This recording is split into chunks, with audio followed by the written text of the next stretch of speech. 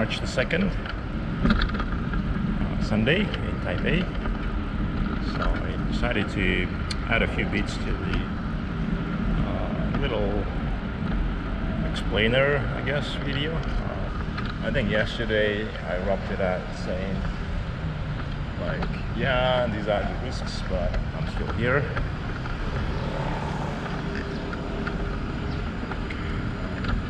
Let's stick to this group. And let's say China has sorted out its own internal conflict, its own crisis, and decided to maybe take the move on Taiwan. They have their own time scale, they have their goalposts, so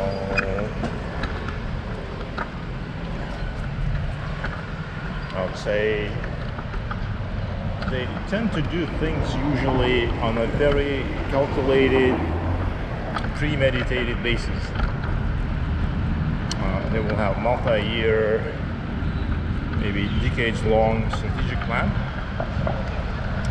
which most likely the current administration inherited from the previous couple of administrations. And they have this, oh, okay, this will take over. Maybe didn't happen, or it's not going to happen. By the way, this is the fishing road heading north. So what are our options for the military takeover? And as always, as I said, they would go through the phased multi-stage approach. Kind of gradually moving from information, economic warfare to kinetic phase. But that kinetic phase will happen through the hybrid phase, which in a way is kind of happening now. It's been going on for quite a while. The aerial and naval / coast guard / maritime militia incursions,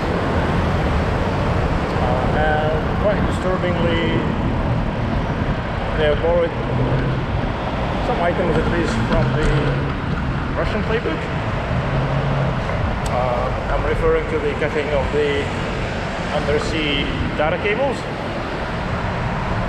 So that is probably going per plan, because they're not seeing a lot of resistance, but it's still kind of largely in the information space, because they're basically looking for the media amplification of these incidents.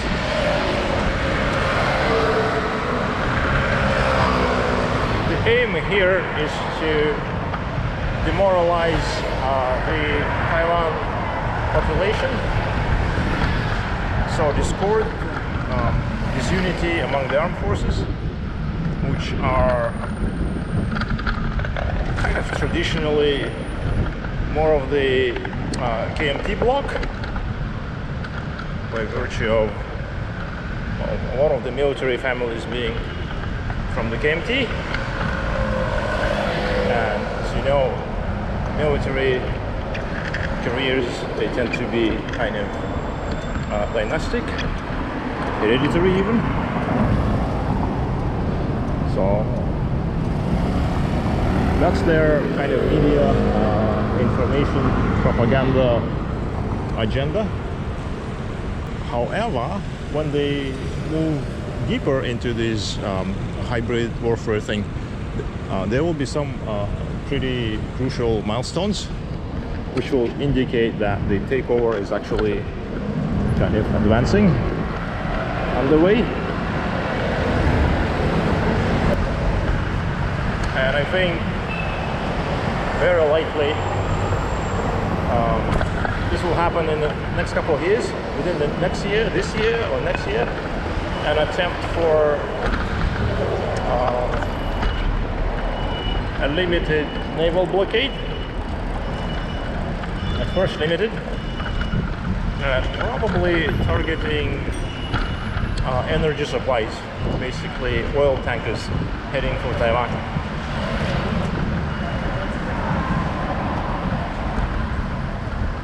Taiwan has rather limited stockpiles of oil and coal.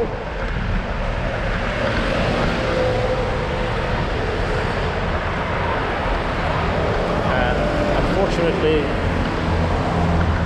they have been kind of in the final phases of decommissioning nuclear power. The final reactors of the final power plant are scheduled to be decommissioned this May, I think. From then on, there will be no nuclear power in Taiwan. So our base load here will be largely happening from coal power plants. There's quite a few of them. One of the biggest one is in Taichung. There's also the big one in Linkou and some others. So these are some of the largest polluters in the region, if not in the world.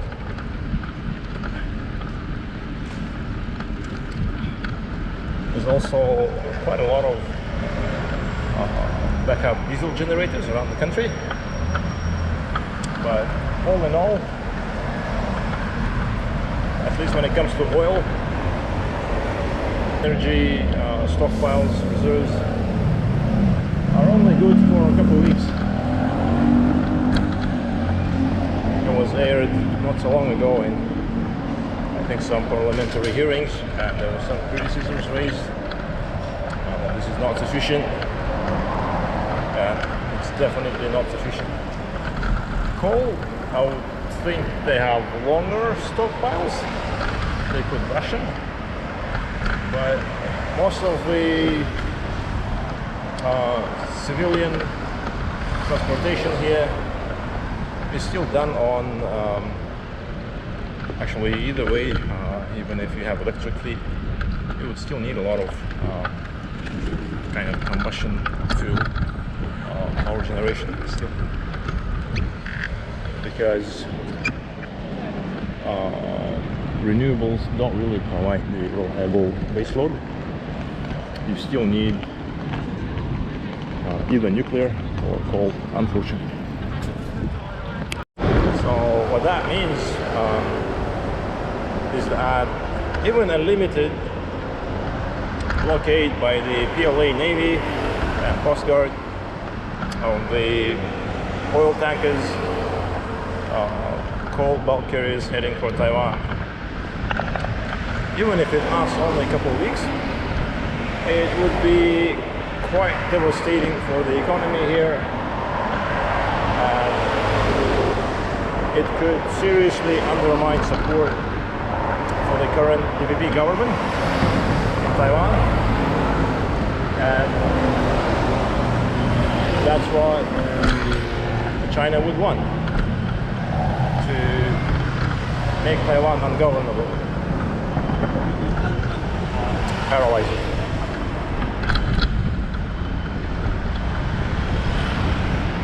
And until recently, I would say their reservations will be mostly on the military side, because, or at first on the military side, because they wouldn't have the full confidence in their own PLA Navy and Coast Guard to be able to execute such a large-scale operation. Yes, they've been pretty good at kind of incursions, but to do a sustained multi-week operation like this would take a lot more, and faced with strong resistance from the regional navies, there was a good chance that would fail. However, with the new Trump administration in the United States, kind of backing off from global affairs, the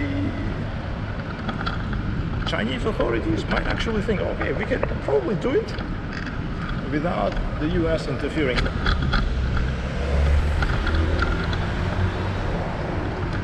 That would dramatically change the calculus, not in Taiwan's favor.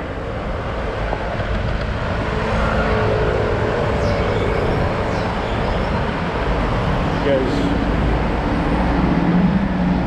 aside from the US, the only other significant navy in the region is Japan. Japanese maritime self-defense forces. They're very capable, but they might not be prepared to do the whole thing without the US support. So they're not ready yet. This is the window of opportunity for China to pull this thing off.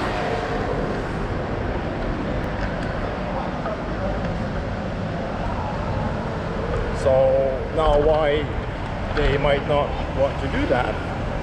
Probably, if not military, then their constraint is a political one.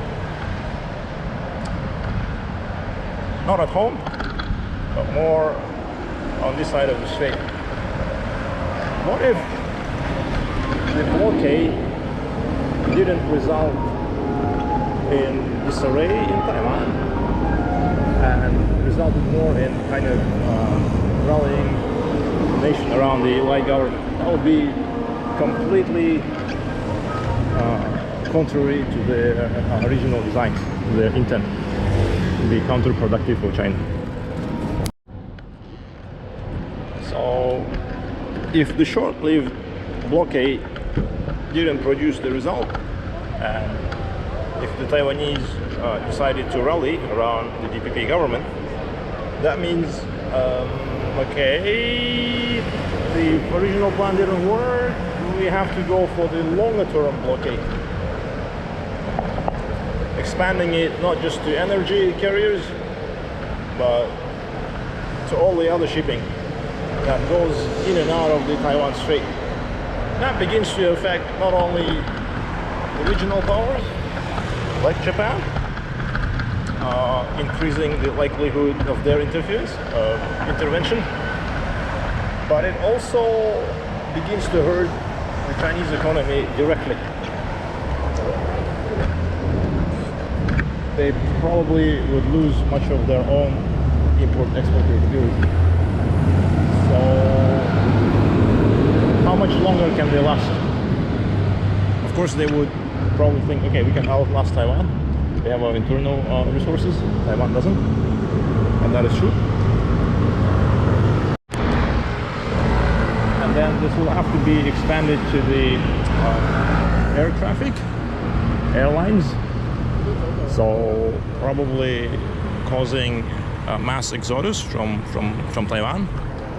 People like me, foreigners, people who have some backup plans, second citizenships, PR somewhere, or people who just panic.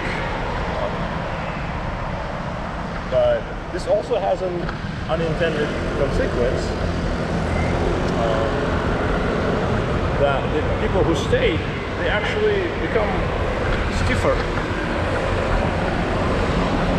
are much more likely to resist. And the less people are left here, okay, that means the less resources you need to run the country in the longer run. It's a little bit of like Achilles versus the tortoise.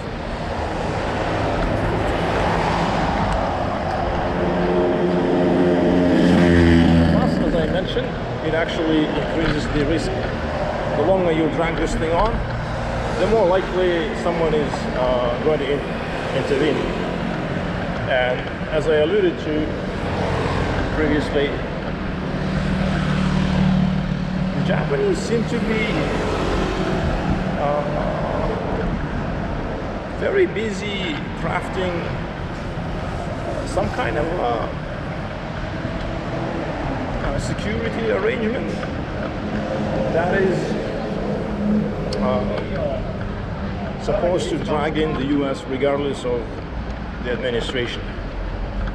So even for Trump, it might be very challenging to completely back off from the decision. They might though, they might. We've seen a lot of wild stuff from the Trump administration. Completely dumb things as well. So that cannot be ruled out. And even so, there will be some unintended consequences. Everything is a bit of a chaos machine now. And as Lao Tzu said in Tao Te Ching, the craftier the plan, the stranger the outcomes.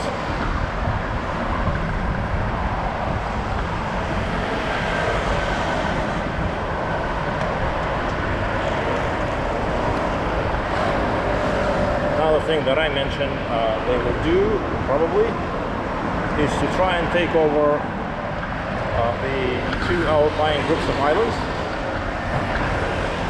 Most likely, those are the Matsu and Kinmen Islands, which are relatively easy for the PLA or even the armed police to take over. They can roll in.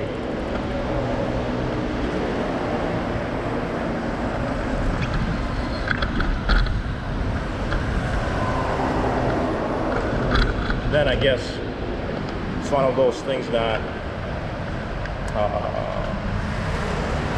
has irreversible consequences. If they take those, they'll probably paint themselves completely into the war corner. There's no going back. And there's this little street with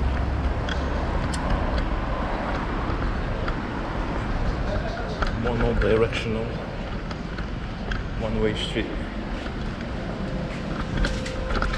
So it's lane 216, Nanjing Rd East. Factory, interesting.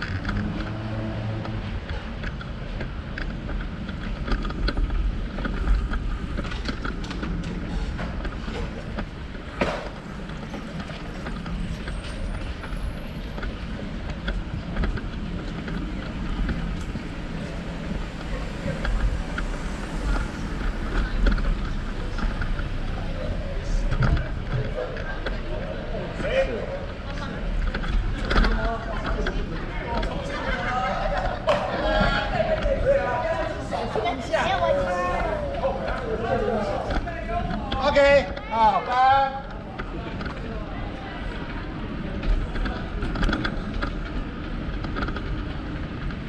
Overall, I think the CCP, the PLA, Xi Jinping are all watching with amusement what's happening in the United States, and they're trying to figure out what it means for them. Okay, where was I? Yeah, so I was thinking aloud.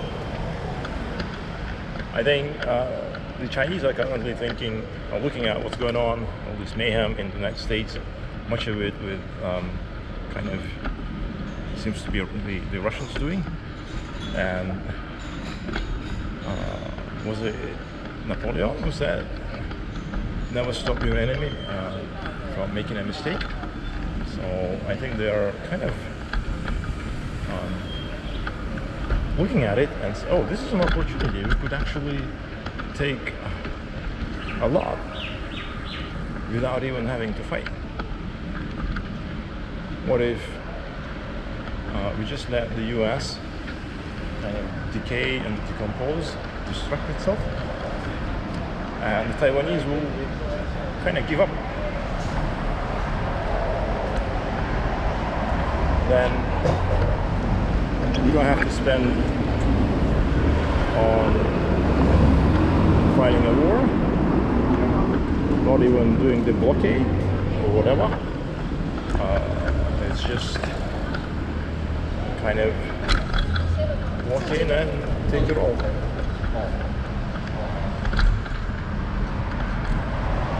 And I hate to say that, but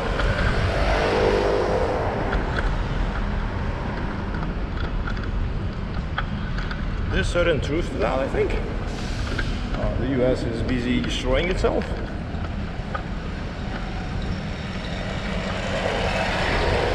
But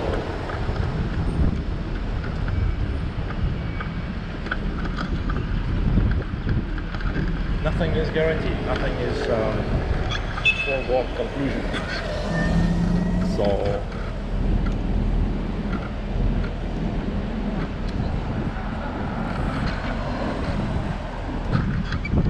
nothing is guaranteed. Nothing is a foregone conclusion. For all its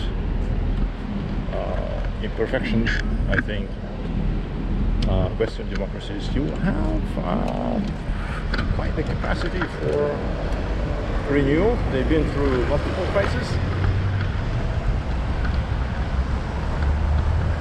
The US has been through the War of Independence, which started as kind of like a civil war between Great Britain and its colonies. So they had their own civil war. They had some pretty violent times in their history. So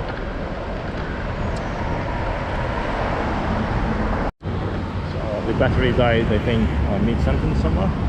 So I was talking about how the Chinese might be looking at what's going on in the United States and thinking, oh, like, they're destroying themselves. Let's not disrupt this process. Let's not do something that might spur them into action and kind of gel them together.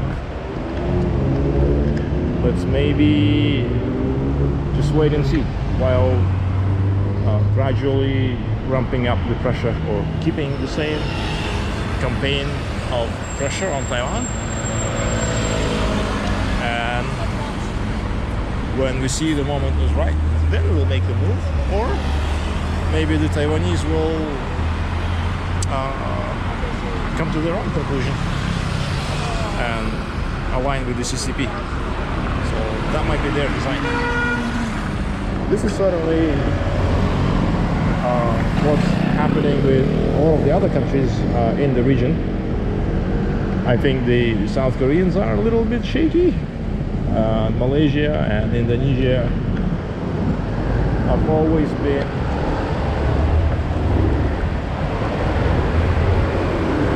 quite likely to align with China in the event of a broader conflict with the West. It's kind of a mix of residual anti-colonial sentiment, some genuine grievances, trade issues, but also some practical calculations that we are here to stay, China is here to stay, the US and the West, they just come and go.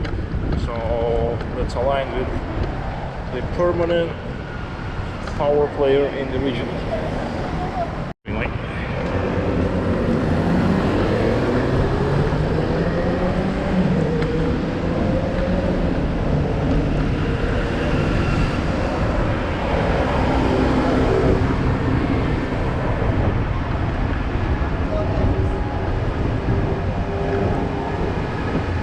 Either way, I think there's a lot of urgency. Nobody really has a lot of time. I think the US have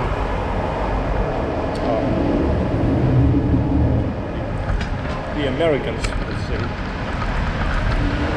have maybe a couple of years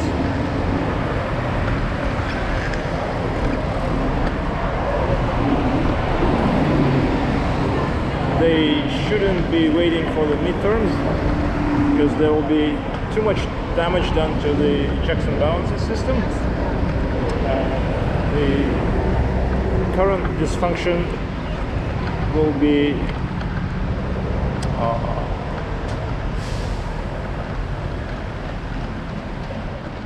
perpetuated or become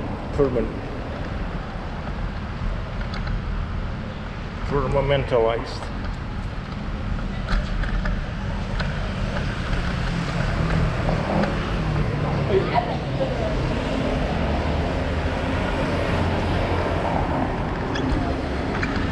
Taiwan has probably only about a year, maybe 2 years maximum, to restore some internal unity and work out a coherent national security strategy, defense strategy, and all, working with the regional allies without looking back to the United States, unfortunately, in the interim period.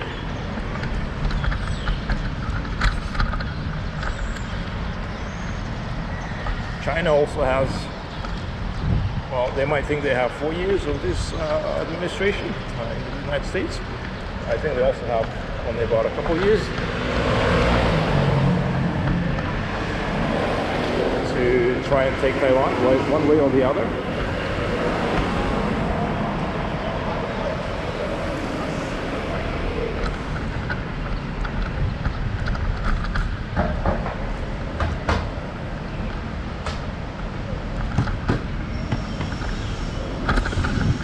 Europe has absolutely no time left. There's really everything they're like frantically trying to do now should have been done like years ago. The only one has some sort of a defense industry and energy policy seems to be France. At least they have their nukes.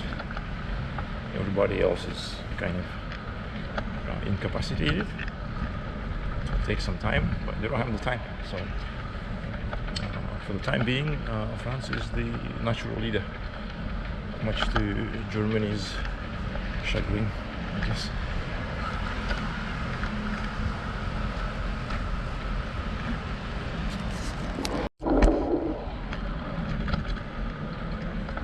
Japan also doesn't have much time left. I think they might still have a year, but if things start going shooty-pooty down here, suddenly they're totally out of time. No time to spare. By the way, I have turned around and I'm riding east, I think, back to where I came from.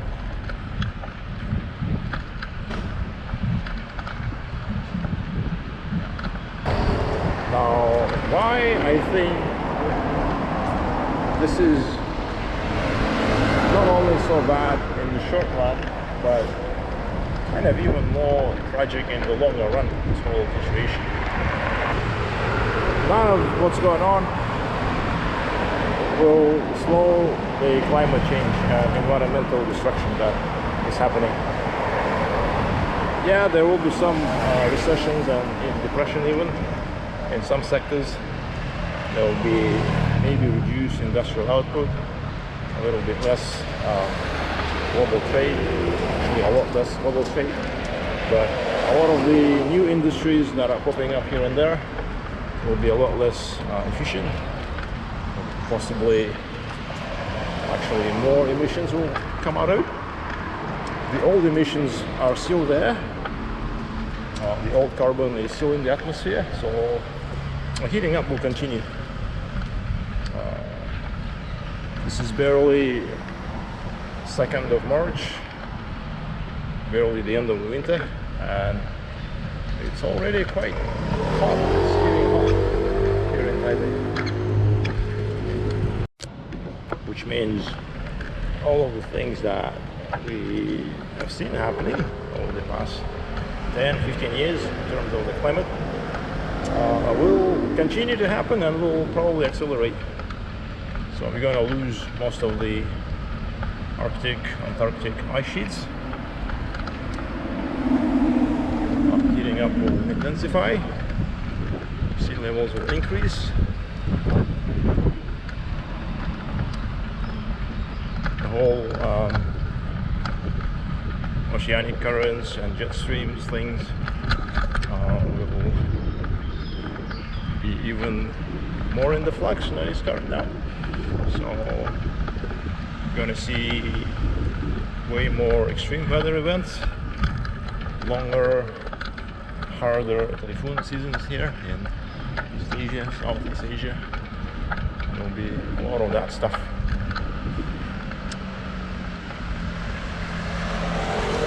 Even without all this geopolitics, a lot of the cities in Asia will become unlivable.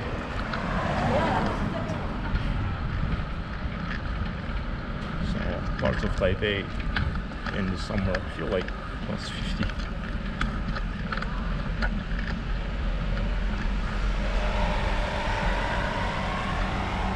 So I think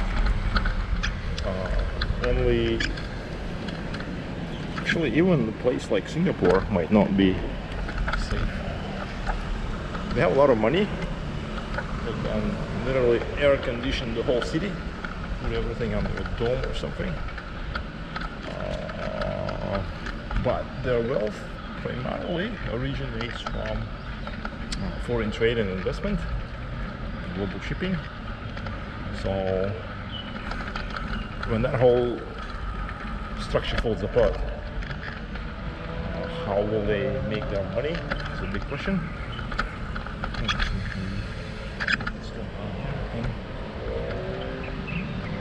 Going to this little nook. Let's explore. I've never been here. The nook. Let's go. Shall we go there? Go there. This way should be back to Nanjing Road. And that way to that little lane, I think.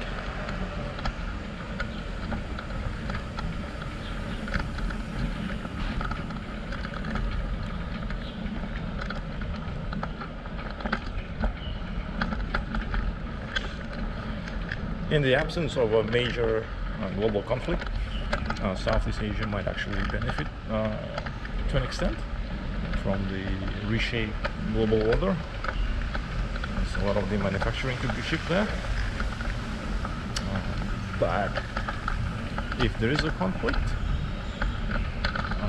i.e. a war, then all bets are off. Cannot predict anything.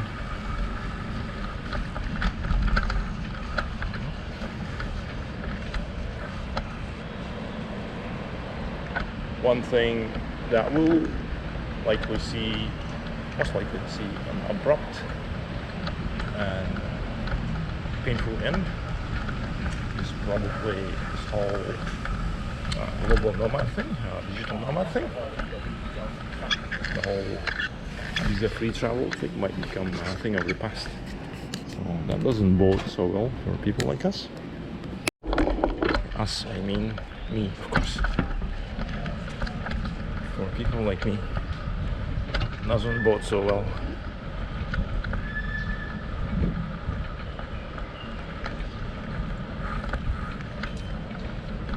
In other words, if you've been thinking about moving to Asia for long term, mid-term, trying out, getting a taste of this nomadic existence, maybe do it now while it's still possible, because this thing can no longer be counted on.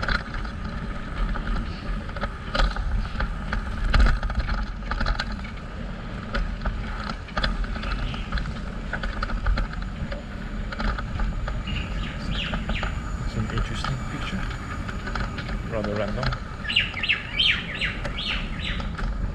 It's Taipei for you.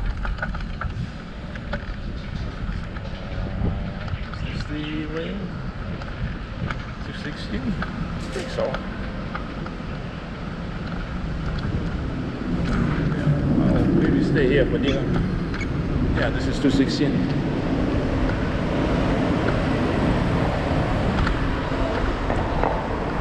I'll come back here for dinner. There's a beef noodle shop if you're shopping. I'll eat there.